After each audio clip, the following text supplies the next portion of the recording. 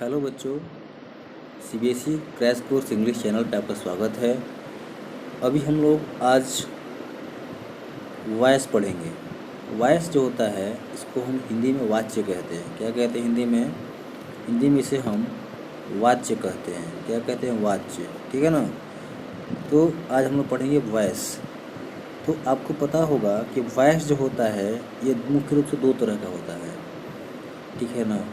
Voice जो होता है एक होता है एक्टिव, एक होता है पैसिव। एक एक्टिव वॉइस और एक पैसिव वॉइस। ठीक है ना। ये दो वॉइस होता है।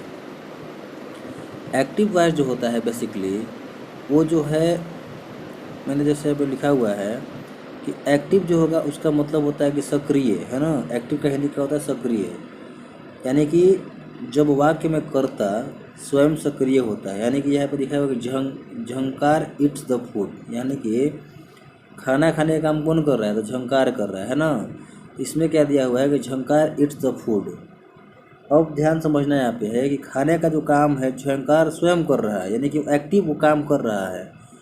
अगला क्या होता है कि पैसिव वॉइस, यानी कि जो इसका मतलब हुआ कि वो निष्क्रिय होना, है ना। यानी कि इसमें दिया हुआ है कि the food is eaten by Jhankar, मतलब कि भोजन को झनकार के द्वारा किया जाता है। मतलब इसका ये हुआ, दैट मीन्स ये जो का वाक्य हो गया, किसमें हो गया? ये वाक्य आपका हो गया पैसिव फॉर्म में हो गया। किसमें हो गया? ये पैसिव फॉर्म का वाक्य हो गया ये। ठीक है ना। बस समझना है इसका अंतर क्या होता है, एक्टिव में क्या है और पैसिव में क्या है, दोनों में अंतर समझना है ध्यान से। एक्टिव जो होगा बोलेंगे राम रीड्स अ बुक, ये हो जाएगा एक्टिव वॉइस। और बोलना होगा पैसिव वॉइस में तो हो जाएगा a book is read by Ram. तो इस तरह से क्या होता है, एक्टिव से चेंज होता है पैसिव में, एक्टिव से होता है पैसिव में। ये जो है कंसेप्ट है इसका। ठीक है, आगे पढ़ते हैं।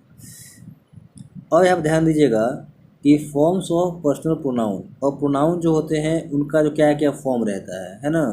तो प्रोनाउन जो है जैसे कि पर्सन जो होते हैं मुख्य रूप से फर्स्ट, सेकेंड एंड थर्ड होते हैं। तो ध्यान देना होगा कि पॉजिटिव होता है ना, यानी कि नॉमिनेटिव केस, ऑब्जेक्टिव केस और पोसेसिव केस, यानी कि पोसेशन प्रोनाउन भी होता है। तो आई का me mine, we us our, thou thee दाई दाइन, ये स्ट्रक्चर याद रखिएगा। इस तरह से इसका चलते रहता है। ठीक है ना। इस तरह से पहले का हो गया, ये दूसरे का हो गया, तीसरे का हो गया, चौथा, यानी कि इसको समझना है। You yours, he him his, she her her या hers, it its, they them their या देम। इस तरह से क्या करना होगा, इस कॉन्सेप्ट को आप लोग एकदम अच्छे से नोट कर लीजिएगा। ठीक है ना, ताकि समझ में अच्छे से कि इसका मतलब क्या हुआ। आगे बढ़ते हैं। दिया हुआ है कि यहाँ पे एक्टिव में दिया हुआ है the peon rings the bell at 10 o'clock, यानी कि ये जो है पियन क्या किया, घंटी बजाता है 10 बजे। ठीक है ना, 10 बजे करता है, घंटी को बजाता है। That means the first bell is rung at 10 o'clock, जो फर्स्ट बेल जो था उसको 10 बजे क्या किया गया, बजाया गया। My father teaches me English, मेरे फादर क्या करते हैं, मुझे इंग्लिश सिखाते हैं। तो इसमें क्या हो जाएगा, I am taught English by my father, ये ऐसे बनेगा, I am taught English by my father. यानी कि जब चेंज करना होता है इसको, तो चेंज करने का कुछ रूल होता है। रूल कैसे होता है, ध्यान देना होता है कि ये जो फॉर्म किस में है, कौन से टेंस का है, और इसको हम लोग चेंज करेंगे तो क्या होगा, इज आर एम लगा करके, अगर प्रेजेंट का होगा तो इज आर एम लगा कर क्या करेंगे हम लोग, बीच लगा कर चेंज करते हैं। जैसे यहाँ पर दिया है मैंने, in the active voice the subject of the verb is the person और thing that does the action. कह रहे हैं कि एक्टिव वॉइस में जो सब्जेक्ट होते हैं वो क्या करते हैं, किसी वर्ब को करते हैं, पर्सन जो होते हैं।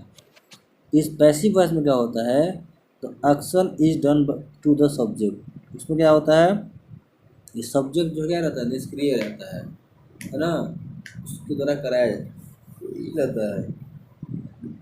Passive voice in English indicate the shift of interest from the doer of the action to the object of the action, है ना। इसको आप समझेंगे ध्यान से, क्या बोल रहा है कि पैसिव वॉइस जो होते हैं इंग्लिश में, वो इंडिकेट करते हैं the shift of interest, interest का जो शिफ्ट है from the doer of the action to the object of the action, मतलब कि जो काम करने वाले के एक्शन से, है ना, और ऑब्जेक्ट वाले के एक्शन से रेफर करता है उसमें। आगे समझते हैं क्या, the object of the transitive verb in the active voice becomes the subject of the verb in passive voice. जो उसका ऑब्जेक्ट होता है उसका पैसिव हो जाएगा, जिसका पैसिव ऑब्जेक्ट होगा ऑब्जेक्ट हो जाएगा। यानी कि अगला बोल रहा है the passive voice the passive voice the passive voice are form with a suitable form of be plus B three, है ना। और ट्रांजिटिव वर्ब जो होगा can be use in passive voice, इसका हम इस्तेमाल करते हैं किसमें, पैसिव वॉइस में। ये मेरा सारा जो है नोट्स खुद का बनाया हुआ है, ध्यान से आप लोग समझेंगे इस बात को। अगला दिया हुआ है सहायक क्रिया बी की उचित फॉर्म तथा भी3 का प्रयोग करके कर्मवाच्य बनते हैं। से कर्मवाच्य में केवल सकर्मक क्रिया का प्रयोग होता है, यानी कि ट्रांजिटिव वर्ब का होता है। आगे एक्टिव वॉइस को पैसिव वॉइस बदलने के कुछ नियम है, जैसे कि यहाँ पर दिया हुआ है नियम।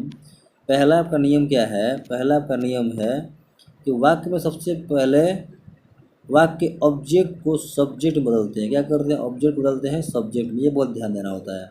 सब्जेक्ट के तुरंत बाद में कर्ता के अनुसार हेल्पिंग वर्ब लगाते हैं, इसके अनुसार कर्ता के अनुसार हेल्पिंग वर्ब लगाते हैं। वर्ब की थर्ड फॉर्म लगाते हैं भी3, क्या लगाते हैं, भी3।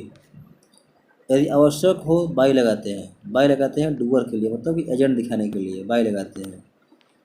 अंत में सब्जेक्ट को ऑब्जेक्ट बनाकर लिख देते हैं, किसको क्या करते हैं, सब्जेक्ट को ऑब्जेक्ट बनाकर लिखते हैं, सब्जेक्ट को ऑब्जेक्ट, इसको बनाते हैं ऑब्जेक्ट, सब्जेक्ट को ऑब्जेक्ट। एक्टिव से पैसिव बनाते समय ऑब्जेक्ट को क्या करते हैं, सब्जेक्ट, और सब्जेक्ट को क्या करते हैं, ऑब्जेक्ट के स्थान पर लाते हैं, यानी कि इनका चेंज करते हैं। जैसे यहाँ पर दिया हुआ है पहला सेंटेंस, ध्यान से देखिएगा तो मालूम चलेगा कि Ajay writes a letter, Ajay एक लेटर लिखता है, अजय राइट अ लेटर। और इसको बनाया गया कैसे कि a letter is written by Ajay, एक लेटर जो है किसके द्वारा लिखा गया, अजय के द्वारा लिखा गया। ये इसका क्या हुआ, सेंटेंस का फॉर्मेशन हुआ इस तरह से। तो इसमें देखिए ध्यान से कि अजय क्या है, इसमें सब्जेक्ट है, पहला सेंटेंस में अजय जो है वो क्या है, सब्जेक्ट है इसमें, है ना। और राइट क्या है, वर्ब है, लेटर क्या है, ऑब्जेक्ट है। तो स्टार्टिंग किसमें किया गया, पैसिव वॉइस में, कि अ लेटर से स्टार्ट किया गया है, a letter is written by Ajay, है ना। इसमें ऑब्जेक्ट क्या हुआ, अ लेटर हो गया, और रिटन जो हो गया क्या, भी3 हो गया, चेंज कर दिया गया, और हेल्पिंग वर्ब लगाया गया उसके लेटर के अनुसार। ये ऐसे बना हुआ है। आगे बढ़ते हैं, यहाँ पर दिया हुआ है कि देखिए यहाँ पर मैंने क्या किया, सबका स्ट्रक्चर डाल दिया है कि टेंस जो है प्रेजेंट का है तो सिंपल होगा तो इज आर एम लगेगा हेल्पिंग वर्ब के रूप में, और कंटिन्यूस होगा तो am being, is being, are being. Perfect होगा तो हैज बीन, हैव बीन। और परफेक्ट कंटिन्यू, देखिए बहुत आसान सा ट्रिक यहाँ पर दिया हुआ मैंने, समझिएगा ध्यान से, तो ये समझ में आपको याद आ जाएगा, ये जो है आराम से याद हो जाएगा। इज आर एम, फिर बीइंग हो जाएगा, फिर हैज है बीइंग हो जाएगा, फिर नॉट पॉसिबल हो जाएगा, है ना। परफेक्ट कंटिन्यूअस जो है पॉसिबल नहीं होता है, मतलब कि चेंज नहीं होता है। पास्ट में क्या होता है, वाज वेयर या वाज बीइंग वेयर बीइंग, है ना, वाज बीइंग वेयर बीइंग होता है, ये बनता है ऐसे, है ना। या फिर हैड बीन हो जाएगा यहाँ पे, नॉट पॉसिबल, ये सब चेंज नहीं होता है, यानी कि present perfect continuous, past perfect continuous, future perfect continuous, ये सब चेंज नहीं होता है, ठीक है ना, ये सब चेंज नहीं होता है। फ्यूचर में होगा तो विल बी, शैल बी, और फ्यूचर में जो है फ्यूचर कंटिन्यूअस नहीं बनता है, फ्यूचर कंटिन्यूअस का जो होता है नॉट पॉसिबल रहता है, ठीक है। यानी कि इसमें 4 टेंस नहीं बनता है, फ्यूचर कंटिन्यूअस का, फ्यूचर परफेक्ट कंटिन्यूअस का, इसका नहीं बनता है, बाकी सबका बनता है, ठीक है।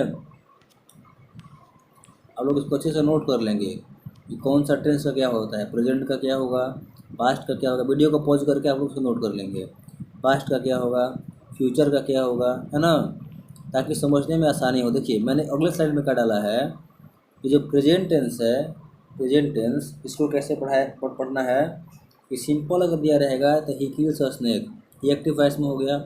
इसका पैसिव क्या होगा, अ snake is killed by him, एक स्नेक को किसके द्वारा, उसके द्वारा मारा गया। कंटिन्यूअस में होगा, ऊपर मैंने दिया है इसका सारा स्ट्रक्चर। कंटिन्यूअस में क्या होगा, he is killing a snake, है ना, इनमें किलिंग लगा दिया गया और इज लगा हुआ है, तो कंटिन्यूअस में हो जाएगा अ snake is being killed by him, a snake is being killed by him, ये हो जाएगा। आगे बढ़ते हैं परफेक्ट पे, तो दिखेगा कि he has killed a snake, इसमें कुछ नहीं करना है, जिसका ऑब्जेक्ट इसका सब्जेक्ट बन जाएगा, तो हो जाएगा क्या, a snake has been killed by him, ऐसे बन जाएगा। पास्ट में करना होगा तो क्या कीजिएगा, ही किल्ड अ स्नेक, ठीक है ना। ये पास्ट में दिया V2 दिया हुआ है, तो हो जाएगा अ snake was killed by him, a snake was killed by him. Continuous करना होगा पास्ट कंटिन्यूअस का, तो हो जाएगा he was killing a snake, और इसका पैसिव क्या होगा, अ snake was being killed by him. ठीक है ना। कंटिन्यूअस में देखिए ऐसे क्या होगा, किलिंग को हम क्या लिखेंगे, बीइंग किल्ड लिखेंगे, है ना। और परफेक्ट करना होगा तो हो जाएगा he had killed a snake. देखिए यहाँ पे बहुत समझना है, आसानी से है, कुछ नहीं दिमाग लगाना है। किल्ड हो गया, हैड हो गया, तो पास्ट हो गया, पास्ट परफेक्ट। तो snake had been killed by him, ये ऐसे बनता है। फ्यूचर में क्या होगा, फ्यूचर में दो ही चीज़ होता है, क्या क्या होता है, फ्यूचर में दो ही चीज़ होता है। पहला होता है सिंपल, दूसरा होता है परफेक्ट। सिंपल में क्या होगा, he will kill a snake, इसका बनेगा अ snake will be killed by him. ठीक है। और अगला जो है परफेक्ट का बनता है कैसे, कि स्नेक विल हैव बीन, क्या लगेगा इसमें, विल हैव बीन। बस ध्यान देना थोड़ा सा स्ट्रक्चर पेटेंस का, बस इतना भी काम हो जाएगा। तो आज के लिए इतना ही। नेक्स्ट पार्ट जो है वॉइस का देखेंगे हम लोग अगले पार्ट में। तब तक के लिए बहुत बहुत धन्यवाद। आप लोग क्या करेंगे, लाइक शेयर और सब्सक्राइब कर देंगे। लाइक शेयर एंड सब्सक्राइब जो है, लाइक शेयर और सब्सक्राइब आप लोग कर देंगे, ताकि मुझे मोटिवेशन मिलता रहे। मैं इसको अगला पार्ट जो है कल पढ़ाऊँगा। तब तक के लिए धन्यवाद। Good night. आपका अच्छा दिन हो, रात में आप लोग अच्छे से सोएं। Happy good night.